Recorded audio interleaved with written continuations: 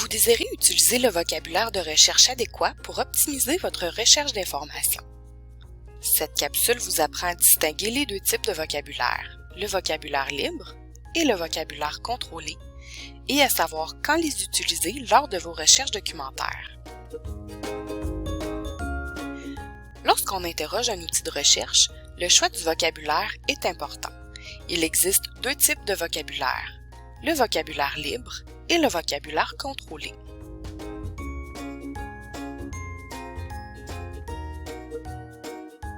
La façon de chercher la plus intuitive se fait à partir de mots ou d'expressions que vous connaissez ou à partir de termes que vous avez repérés lors de vos lectures. Cette façon permet de choisir tous les mots qui vous semblent pertinents pour votre recherche. C'est ce qu'on appelle le vocabulaire libre. Le vocabulaire libre est utile, entre autres, lorsque vous faites une première recherche sur un sujet ou que vous souhaitez enrichir votre vocabulaire sur ce sujet.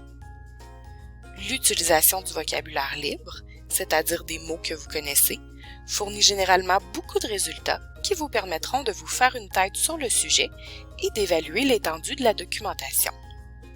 Toutefois, comme la recherche se limite au seul mot ou à la seule expression recherchée, des documents pertinents pourraient ne pas être repêchés. Par exemple, si vous cherchez « réussite scolaire », tous les documents dont les auteurs ont plutôt choisi d'utiliser l'expression « succès scolaire » ou l'équivalent anglais « academic achievement » ne seront pas repérés.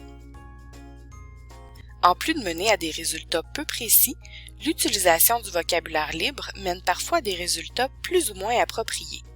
En effet, les documents pertinents sont souvent difficiles à repérer parmi la multitude de résultats. Pour obtenir des résultats de recherche plus précis et pertinents, vous devrez interroger des bases de données. Cependant, si vous utilisez le vocabulaire libre dans ces outils de recherche, vous vous retrouverez avec le même problème. C'est ici que l'utilisation du vocabulaire contrôlé est indiquée.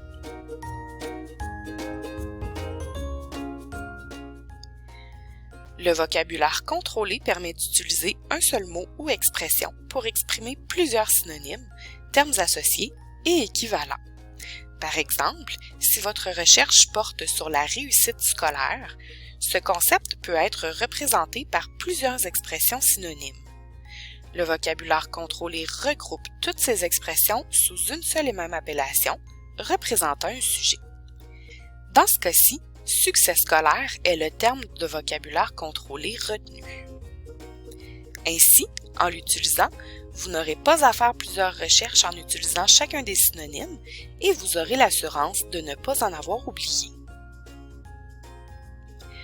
Le vocabulaire contrôlé peut être utilisé dans la grande majorité des bases de données.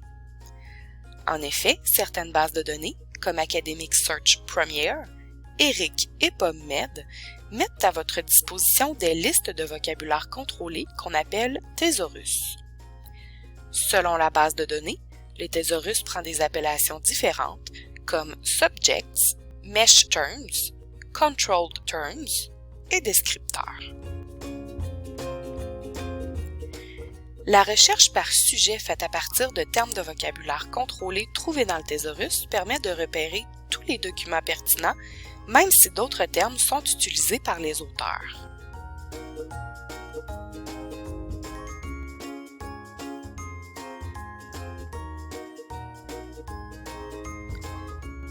Le vocabulaire contrôlé identifié dans le thésaurus doit être utilisé dans une recherche par sujet pour en maximiser l'efficacité et rassembler tous les documents pertinents.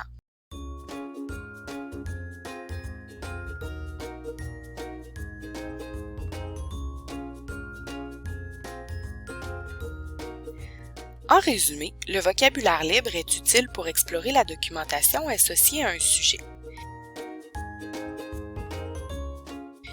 Le vocabulaire contrôlé est à privilégier pour s'assurer d'obtenir des résultats pertinents.